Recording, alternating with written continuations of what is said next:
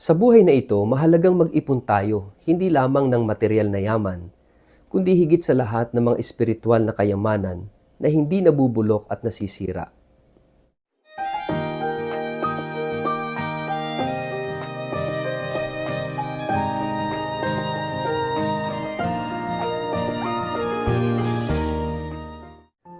Ang mabuting balita ng Panginoon ayon kay San Lucas. Sinabi kay Jesus ng isa sa mga naroroon, "Guro, iutos nga po ninyo sa kapatid ko na paghatian namin ang aming mana." Sumagot siya, "Sino ang naglagay sa akin bilang hukom o tagapaghati ng mana ninyo?" At sinabi niya sa kanilang lahat, "Mag-ingat kayo sa lahat ng uri ng kasakiman, sapagkat ang buhay ng tao ay wala sa dami ng kanyang kayamanan." Pagkatapos, isinalaysay ni Jesus ang isang talinghaga. Isang mayaman ang umani ng sagana sa kanyang bukirin. Kaya't nasabi niya sa sarili, "Ano ang gagawin ko ngayon? Wala na akong paglagyan ng aking mga ani. Alam ko na, ipagigiba ko ang aking mga kamalig at magpapatayo ako ng mas malalaki. Doon ko ilalagay ang aking ani at ibang ari-arian. Pagkatapos ay sasabihin ko sa aking sarili, marami ka nang naipon para sa mahabang panahon. Kaya't magpahinga ka na lamang, kumain, uminom, at magpakasaya." Ngunit sinabi sa kanya ng Diyos, "Hangal, sa gabi ring ito'y babawian ka ng buhay. Kanino ngayon mapupunta ang mga inilaan mo para sa iyong sarili?" Ganyan ang sasapitin ng sinumang nag-iipon ng kayamanan para sa sarili, ngunit dukha naman sa paningin ng Diyos.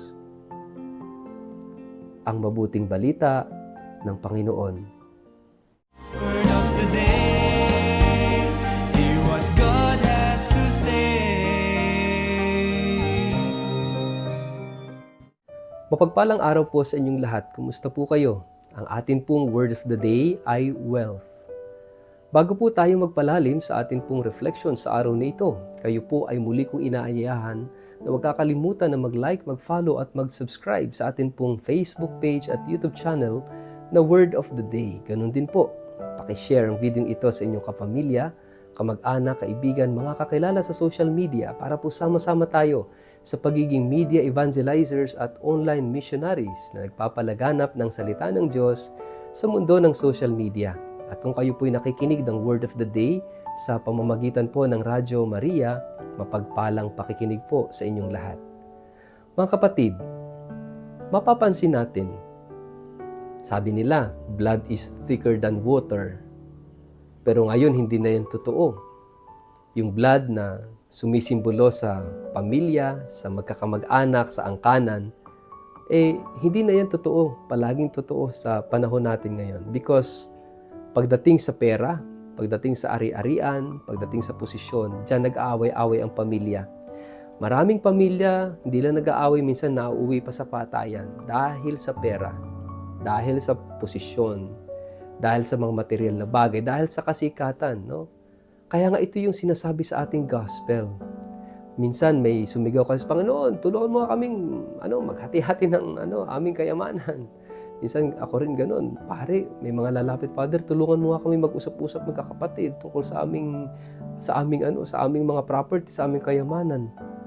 Hindi na ho namin tungkulin yun, na kayo ay papag-usapin at kayo ay pagbati-batiin o kayo paghati at tulungan paghatian yung inyong mga mana. Yan ho ay tungkulin na ng pamilya na magkaroon ng malalim na pag-uusap. Kung hindi kaya, meron ng mga abogado na pwedeng makatulong sa pagresolba sa inyong mga conflict sa family tungkol sa mga properties. Pero alam nyo, kung kayo ay nag-iisip mabuti, lahat naman ng yan ay iiwanan natin. Lahat tayo mamamatay. Wala tayong permanent residency sa buhay na ito, sa mundong ito. At anuman yung yamang na ipundar mo o gaano man kalawak ang nakamkam mo sa kapatid mo at kapamilya mo, hindi mo madadala sa kabilang buhay yan. Kaya nga, ito yung paalala sa atin ng Panginoon dito sa Gospel. Mag-iingat tayo sa lahat ng uri ng kasakiman. Ang kasakiman ay parang virus na sumisira ng ating relasyon, pumapatay ng ating relasyon. Itong greed na ito, pinapatay din tayo at ginagawa tayong manhid. Malapit na naman ang halalan. Malapit na naman ang eleksyon.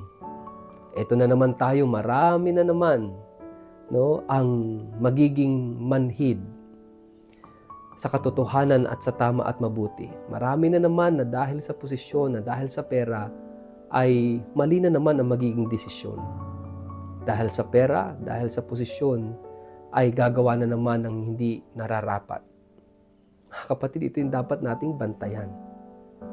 Ito yung dapat nating bantayan. Sabi ng Panginoon, mag-ingat kayo sa lahat ng uri ng kasakiman. Huwag tayong maging sakim. Ganito ang nangyayari kapag eleksyon eh. Dahil sa ating kasakiman, dahil sa kagustuhan lang magkaroon ng pera, kahit mali iboboto. Ipagbibili ang kanyang boto. Ganon din itong mga tumatakbong politiko. Dahil sa kasakiman at gusto manatili sa pwesto, mamimili ng boto. At kapag naluklok yung ginastos ng eleksyon, babawiin sa kaban ng bayan. It's greed. It's kasakiman. No? Kaya nga sabi ng Panginoon, alam nyo, mag-ingat tayo sa lahat ng uri ng kasakiman. Sa halip na mag-invest ka, sa halip na mag-ipon ka ng yaman dito sa lupa, mag-ipon ka ng yaman sa langit. Kung ikaw ay nag-iisip, kung ikaw ay marunong na tao, iisipin mo, mamamatay ka rin at pagdating ng panahon, yung kasakiman mo na yan, pagbabayaran mo yan sa kabilang buhay. At doon tayo magsasuffer, doon tayo maghihirap. Kaya nga mga kapatid, no, kung ikaw man ay politiko na naghahangad ng posisyon sa susunod na halalan, isipin mong mabuti ito. Hindi permanente ang posisyon. Kung ngayon namamayagpag ka, darating ang panahon, iiwanan mo ang posisyon na yan. Hindi ka na mamamayagpag pagdating ng panahon. Ngayon, sige, nagpapakasasa ka. Darating ang panahon, mawawala sa iyong lahat ng yan. At mawala man ng lahat, huwag mong hahayaang mawala ang espiritual na kayamanan mo. Ibig sabihin, yung espiritual na yaman, yan yung kabutihan, yung katotohanan, katarungan, pagmamahal.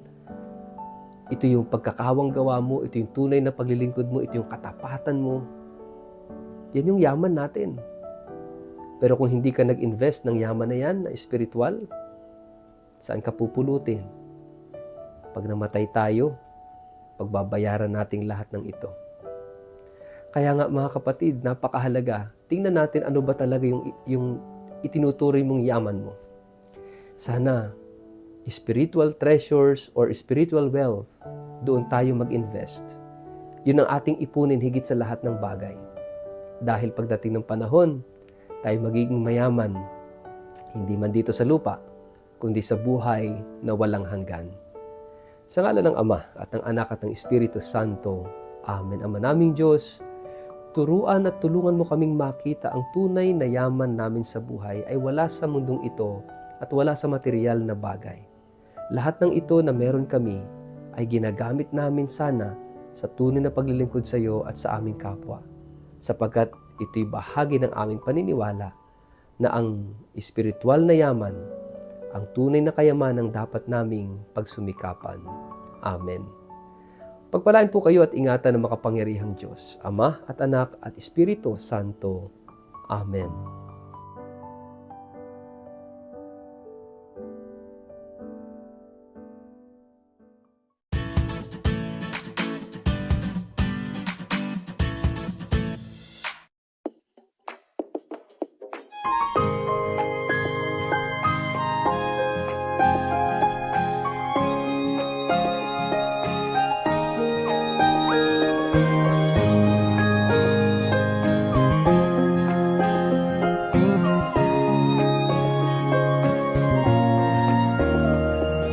In the morning light, feeling a bit unsure, but God's word of the day, it's the perfect cure.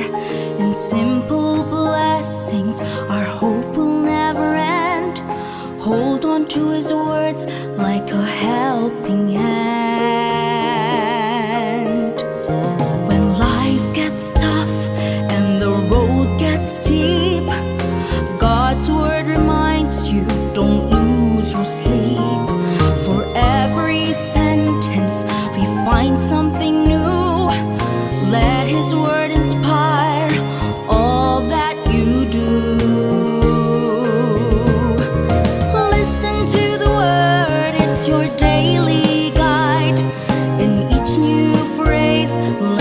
love.